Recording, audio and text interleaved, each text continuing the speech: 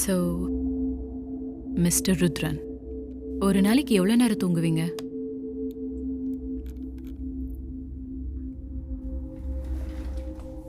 கடைசியாக எப்போ தூங்குனீங்க? டாக்டர், அவன் சரியாக தூங்கி ஒரு 4-5 மாதம் இருக்கும். 4-5 மாசமா? தூங்காமல் அப்படி என்ன சார் ஒர்க் பண்ணுறீங்க? He works in a software company, doctor. IT மெஷினில் ஒர்க் பண்ணுறீங்களா இல்லை மெஷினாகவே ஒர்க் பண்ணுறீங்களா?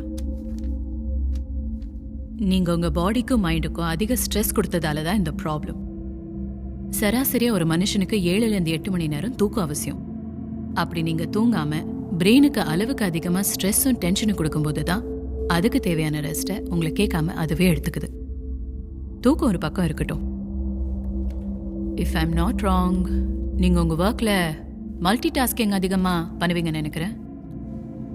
ஆம் ஐ right?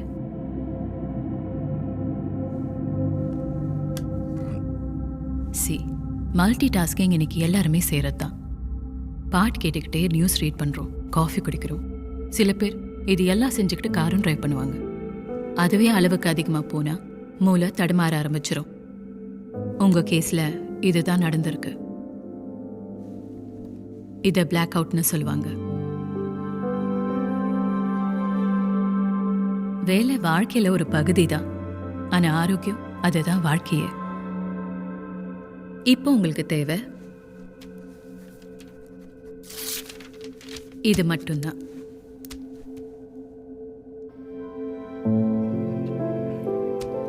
I'll give you some basic medication, but to top it all, வேலையெல்லாம் கொஞ்ச நாளைக்கு மறந்துட்டு take a break. ஸ்ட்ரெஸ்ஃபுல்லான இந்த லைஃப் ஸ்டைலை விட்டுட்டு இவர் எங்கேயாவது கூட்டிட்டு போங்க. Get some fresh air. முக்கியமா இதை தூக்கி போட்டுட்டு போங்க.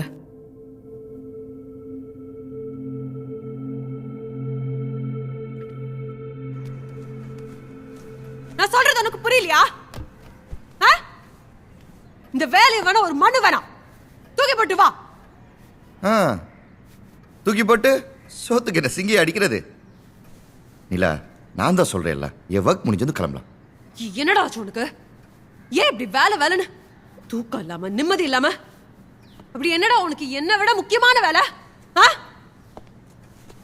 எதுக்கு எப்படி ஓடிட்டு இருக்க? சும்மா கத்தாது. நையன் நையன் ஒரு வாட்டி சொன்ன உனக்கு புரியாதா? சும்மா கத்துக்கிட்டு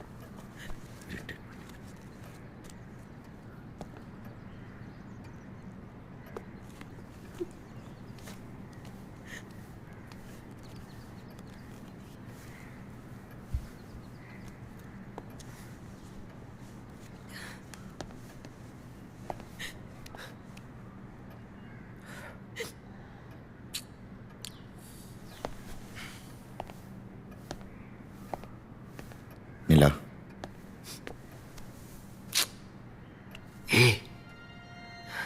இங்க பாரு நிலா, எனக்கு நிறைய சம்பாதிக்கணும், லைஃப்ல சீக்கிரமா செட்டில் ஆகணும், உன்னை நல்லா பார்த்துக்கணும்.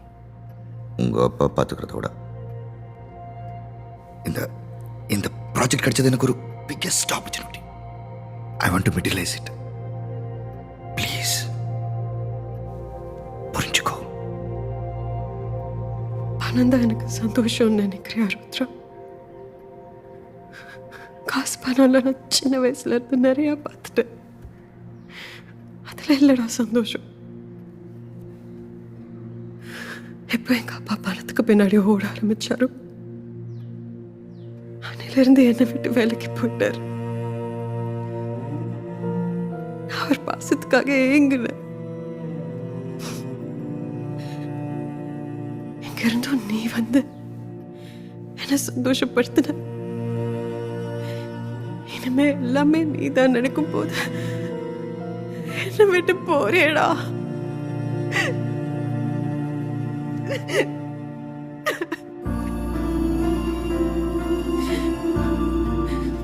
வேலை வேலைன்னு பணத்துக்கு பின்னாடி ஓடுற ருத்ரன் நல்லா பண்ணல. நல்லா பண்ணுது என் மனசுக்கு பிடிச்ச மாதிரி சின்ன சின்ன மொமெண்ட்ஸ் எனக்காக கொடுத்த ஏன் ருத்ரன், அந்த ருத்ரனோட தான் லைஃப் லாங் வாழணும்னு ஆசைப்படுறேன்.